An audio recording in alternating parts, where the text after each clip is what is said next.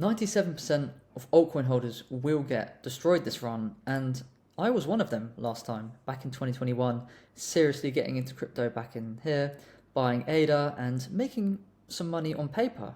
I held it up, I did all the right things, but ended up having no idea of how to sell and how cycles work, and I ended up just riding it all the way down, looking at it month after month, just seeing my balance just diminish, and it was a pretty horrible experience. But what I did do, guys, is I did some research and I continued to make a DCA strategy throughout all this period, so it's not been quite so bad now. But I want to bring to you some things that we can do in order to not be in this 97% of altcoin holders that get destroyed. And again, I've seen on Binance, it could be around 99% of investors in crypto end up losing their money, and that is really, really worrying. But before we jump into the core, guys, just need to say there's a quick disclaimer. Please read this with care. This video is not financial advice. Crypto is volatile and highly risky. No results are guaranteed. This content is for experienced users only, and there's a full legal disclaimer in the description below. So up to 99% is pretty worrying, and I've seen quite a lot of tweets very recently, and it's saying how crypto isn't about making money in creative ways. It's all about how you lose it in crypto. You don't lose money, you pay tuition and all this kind of stuff. It's a scam. You expect to lose money. And to be fair, some of these, they sound quite funny, you know, you pay tuition to the market, whatever. But at the end of the day, this is really serious. We want to be in this top percent that actually wins. We're not here to mess about, guys. We're not going to be investing our money and losing it. We are here to play the game to the best way that we can, to play all the advantages that we can in order to win and make sure that we can be in this top percentile. And how can we actually go about doing that? Well, we need to firstly do what a lot of other people are not doing in this space. And I know this might sound very straightforward and obvious, but there's so many people who do not have realistic price points written down, taking into account market cap and the potential there and all the partnerships of different coins, etc., alongside a rigid profit-taking strategy. It's really straightforward to put one together. And by this isn't my price exactly on when I'm selling, but I just wanted to put together one that might be realistic for these two coins here, and you guys can mimic this and put this together. It's very, very straightforward to do, and this will help you out so much, unbelievably. So with this strategy, guys, we are going to be cashing out in 5 different chunks, getting our initial investment back on the first exit, and scaling out as it goes up 2, 3, 4, and 5, and progressively making more and more money on the different sell points. This strategy is going to ensure that you minimize as much risk as possible, and at the same time make as much profit as you can. So I'm going to try and show you visually how this looks like, and this is an ADA chart from last cycle. So what you do is you get your initial 20% bag out. This will be your pretty much investment that you put in. So at this point, for the most part, you'll be rolling free. Next part out here, you'll be into profits. We're minimizing the risk as we go up, guys. So at this point, we're getting in. We then have the next 20% out, so you're 60% of the way up there. Another 20% out here. You will have made all the money on these first 4 cash outs here, that it doesn't matter what happens with your last 20%. And I think that's the beautiful thing, right? Because we can be left with a moon bag, and we can sell the 20% whenever you want. And even if you don't manage to sell at the price point that you want to, doesn't matter, because you have made all the money here, and the last 20% doesn't matter. But if you can get this last sell point when you think the best time is for you personally and your goals and how that all works, we're not trying to time the market here at all, guys, that will help you make the most money on the last sell point. So just wanted to show you how that works. Okay, so you might also think that it's not. So I think it's really important that we also have a goal and we work backwards from what it is. How much do you actually want to make from your crypto investments? You need to make that. It's very important that you have a clear goal and you work backwards from that. How much do you actually want to make from investing here? We don't just want to put money in and hope to get some magical number. No, it's really, really important to have your number written down. What do you want to make?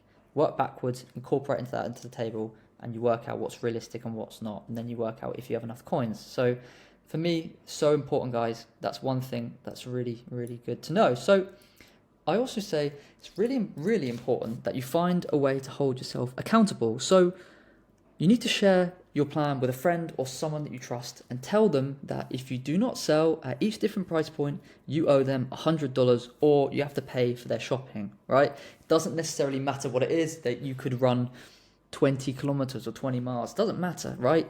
But if you don't do it, the forfeit needs to sting. It needs to be a way that will hurt if you don't do it, because if you don't have it, then you're not going to worry about it, right? You want to make sure that you sell when you plan on selling. I can't stress how important this is. So many people are not selling. They try and think they're the smartest people trying to time the market. We're not here to time it. We just got to get most things right and you will make the money. So next thing as well is understanding how money flow works. And a lot of us know that Bitcoin generally goes first in all cycles. And that's why we've seen Bitcoin pretty much spike before so many other coins. And what we've then seen, guys, is the likes of Ethereum start to go next. We've seen that. Ethereum has very recently just surpassed its all-time high. And this cycle of altcoin season and the path here is actually repeating very well. And it has always repeated the same way. Again, that's no guarantee, but it's nice to see that this framework is actually holding up so far. Just got to mention that. So obviously we've seen Ethereum go, and then what happens is, in theory, we're going to start to see Ethereum start to surge even more, and then money flow into large caps like the ADAs, the Solanas, all these other big coins out there, because people will be taking profits from Ethereum and funneling that down, right? Because the money rotates from big coins into smaller coins. And then lastly, we'll see, in theory, money flow into the meme coins, the smaller cap coins, and full-blown altcoin season. So I just wanted to point that out, guys, that it's important to understand how this works, because a lot of people are not aware of this and they just think, oh, I'm going to try and buy this. And you could just be buying a coin at the complete wrong time, chasing a coin, thinking that because X coin has gone up 500% that you're missing out, and there's FOMO. And it's very important to stay level-headed, understand how the cycles work, and this is crucial in my opinion, and it's something for me in my personal journey that I'm watching all the time and I'm monitoring, and I'm using this as my kind of guide. And to some degree, it's not everything, but it's just an indication that's really good to know. So I wanted to end this here with some of my personal tips, and I don't see many of these really spoke about that often on crypto channels. So the first thing is that you need to set up multiple exchanges, in my opinion. I think I'm not going to name any exchanges out there, but having multiple exchanges on there gives you the ability to sell if one of your exchanges goes down for maintenance, or you have an issue, or customer service isn't working, etc.